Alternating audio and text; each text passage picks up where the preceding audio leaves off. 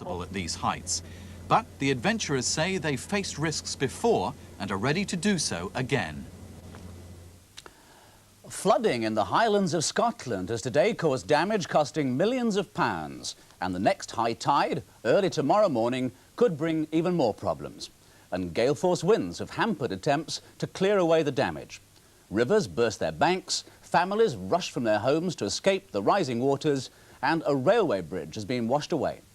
One reason for the floods is the melting snow in the mountains, which has made the water level in Loch Ness much higher than usual.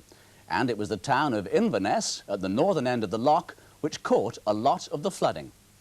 Rail links north of Inverness were cut off when part of the railway bridge was swept away.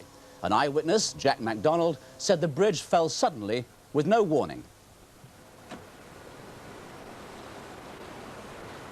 Well, I happened to look across the river, and all of a sudden the bottom half didn't disappear into the river.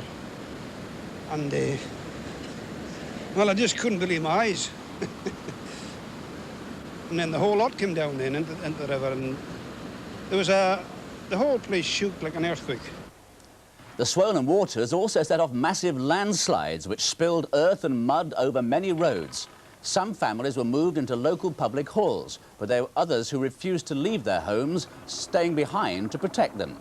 Army and Navy teams were sandbagging people's homes. The water is now dying down, but the tides are expected to rise again even higher early tomorrow. Children in Britain watch more television and do worse at maths than children in some other countries, according to a survey out today. It was carried out by American researchers and it covered 6 nations. They gave tests to 24,000 pupils and found the ones who did worst were those who admitted watching most television. Many British 13-year-olds said they spend 5 hours a day in front of the box. Only Americans watch more. But it wasn't all bad news for British children. They can rely on more help with homework from their parents than pupils abroad. And they did quite well in a separate science test. Even the maths results were better than other recent surveys had suggested. British children had trouble with the arithmetic in adding, multiplying, fractions and percentages, but they did much better in algebra, geometry and logic. 4 months after the Olympic Games finished in Seoul, entries are flooding in for the Olympic art competition. And the winners will get medals just like the sports ones. Children from all over the world have been invited to send in drawings, paintings, films or photographs, giving their impressions of what the Olympic Games are all about. Terry reports.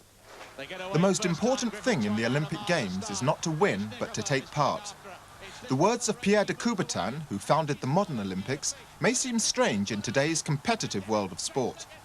But the whole idea of the Games, since they were first started in ancient Greece, was for everyone to join in. The ancient Olympics weren't just a sporting occasion.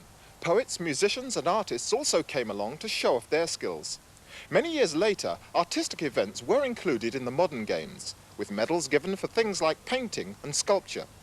But gradually those events became less popular and they were dropped from the competition. But now the people who run the Games want to try and bring back that interest in Olympic art. Here at the Gilbert Scott School in Surrey, the children have been busy getting their paintings ready for the competition.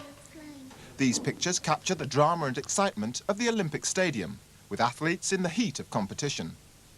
Another shows the grace and skill of an Olympic diver. But pictures of anything to do with the Games can be entered. I asked some of the children whether having an art competition in the Olympics would be a good idea. I think it's a good idea because some people aren't that good at running and aren't that good at sport and they can't swim properly, and they can do art nicely. If you're not very good at running or sport, you've got other chances to do other things that you're better at. Judging of entries from the United Kingdom takes place in 10 days' time. At the moment, there are no plans to bring back art as an Olympic event. But the winners of this competition will get the chance to see their Olympic memories displayed at the Games headquarters in Switzerland. And finally, as the Chinese New Year of the Snake gets underway, A Malaysian man known as the Snake King has today smashed a snake world record. He spent the last 14 days in a small glass-walled room with 100 poisonous black cobras. And despite the danger, he says that he feels fine and he wants to stay there for another week. The record-breaking sit-in with the poisonous killers is happening at a special snake exhibition. Thousands of visitors have turned up to watch Dastagi Husani with his snake friends in a room which is only 4 meters by 3. In breaking the record, he's already stayed 5 days longer with black cobras than anyone else. Outside the glass room, helpers are busy keeping the snakes well fed. They can eat 300 eggs in just one night. He's welcome to it. And that's all from Newsround tonight. So see you again round about the same time tomorrow night. Until then, bye-bye.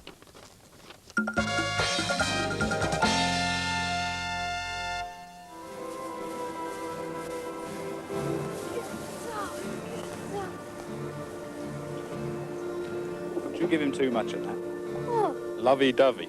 He's got to do a day's work for me when you've gone to school.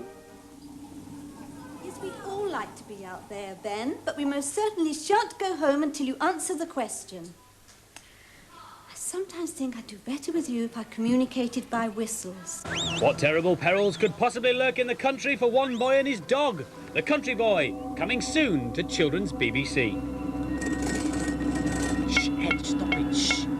Ed, be quiet. Ed, the trail was on, then you're supposed to be quiet while the trails are on. Coming even sooner than the Country Boy is Ed the Duck and Children's BBC making pancakes after today's edition of Grange Hill.